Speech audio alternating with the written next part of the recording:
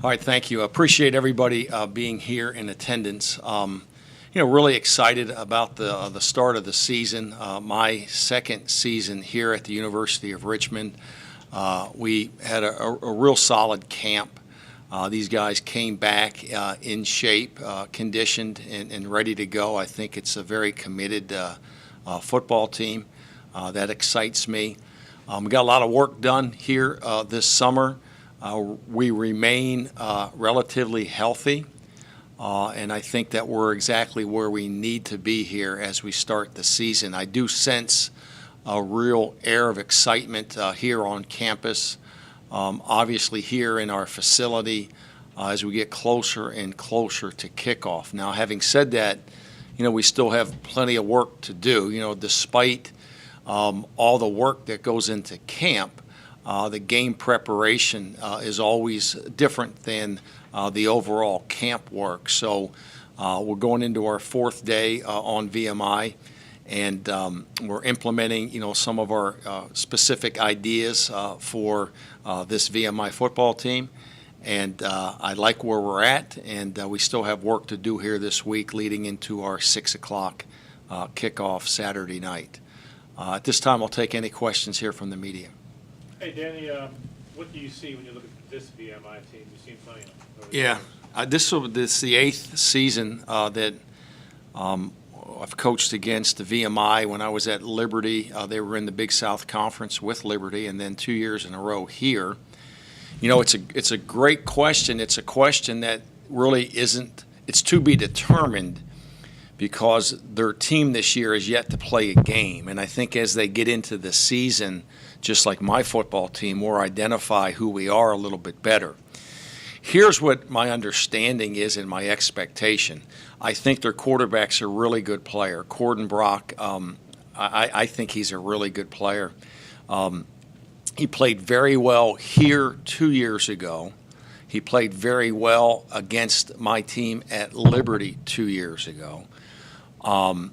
He is a 3-year starter. And he can make the throws, and he's got great leadership qualities. So he's a definitive threat. Their offensive line may be the best offensive line they've had in my tenure in terms of coaching against them. They have a good mix of size and experience in there and leadership led by their center, who's an all-conference player. The running backs, we think they've got two good backs.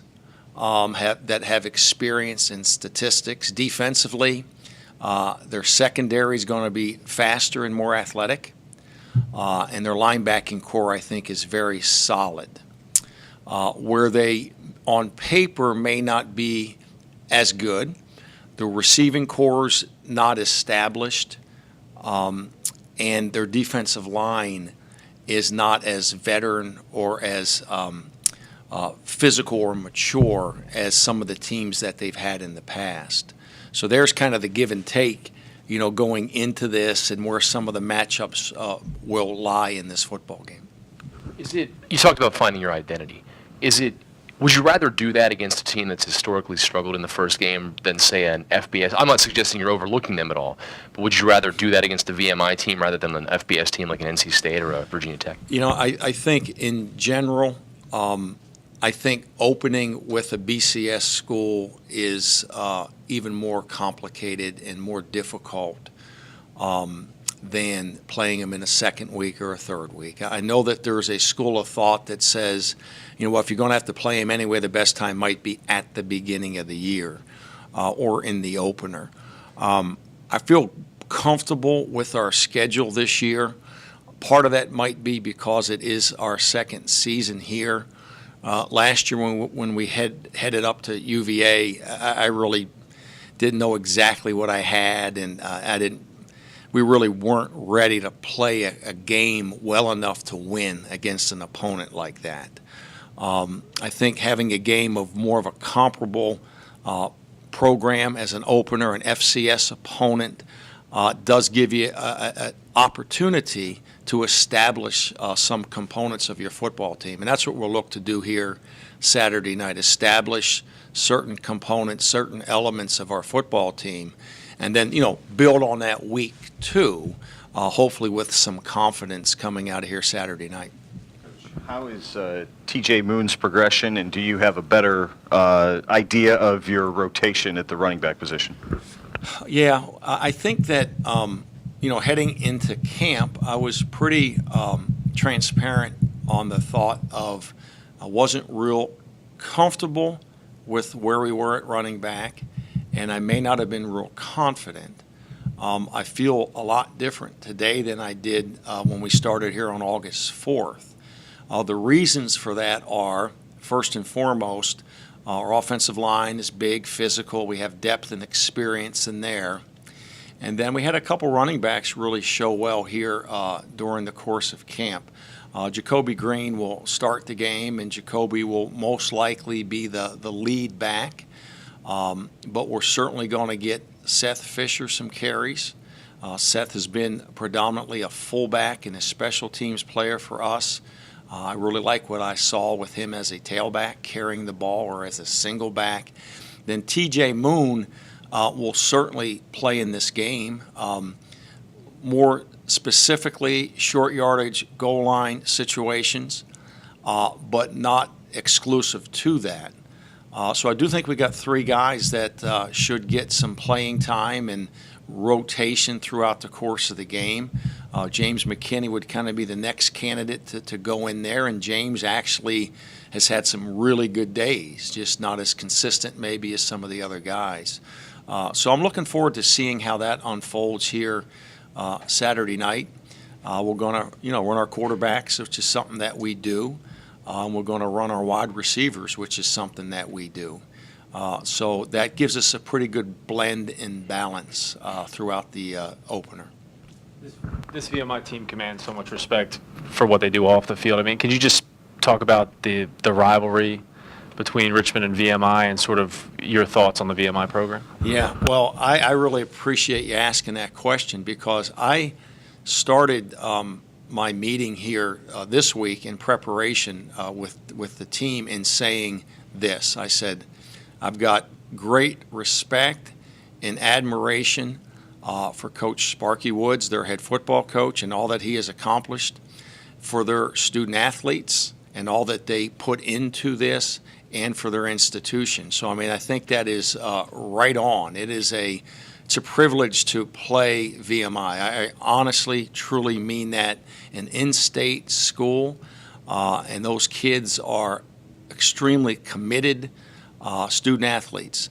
And they go through a regiment there that is extremely challenging, and that is not for everybody. And I know historically, Coach Woods, it was Jim Reed when I first went to Liberty, coaching that football team. They went through that first week or 2 of school, and they had the rat line, and their student athletes were being, I don't want to use the wrong word here, but really put to the test, almost around the clock. And, I'm sure it does take away a little bit from their ability to consistently come out and have a peak performance event in their opening game. Now, they're capable of doing it, and we're very aware of that. So respect and admiration, I think, are how I envision their program. And I'll share this. I'm kind of, when I kind of go back to my beginning as a head coach, the only team that I ever wore a T-shirt for was when we played VMI. Every year I wore a Beat VMI T-shirt, and I wore a different color every day. And then at the end of the game, if we won, I would present those T-shirts to some of the players. And in my mind, it was in-state and in-conference. So now that I'm here at the University of Richmond, it's still the in-state component is very significant. And there is such a strong alumni base here in Richmond with Keydets. And I see them in my neighborhood. I see them up and down River Road. I see them on campus. So it's kind of neat, and I do think it's a historical event. I offered the all-time record to our football team here just the other night. I think we're 3 or 4 games above, the winning margin there, whatever those numbers were. So it's certainly a game that has a lot of history and has been somewhat balanced throughout time. Coach, most schools in the CAA chose to play 12 games this year. 3 or so didn't. Did that decision predate you here, or did you choose to play 12, and why? Well, I think, John, it's there's a lot of rationale, I think, that could move you one way or the other in making that decision. From my perspective, if we were 6 home, 5 away, I would have been less motivated to say, let's play a 12th game. We were 5 home, 6 away. All right, so to me, it was kind of a no-brainer. We want to get the 6th home game, and against an FCS opponent.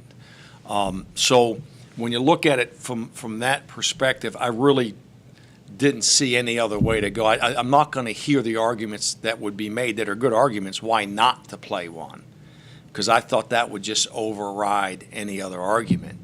Now, in saying that, when I first got here and talking with David Walsh, who was handling the scheduling, and still kind of does with Keith and myself, I don't know if this game was in the books or was being offered as an option to be in the books, and we readily got it done. I think NC State may have moved the original date of this game, so it created this opening window to play prior to. So some of that was predating me a little bit, but that was information that was offered to me. And then to get the 6th home game, I think just makes way too much sense. This was the 12th game. This was the 12th game. Yeah. Yeah, that's exactly right. This was the 12th game. Yes, sir.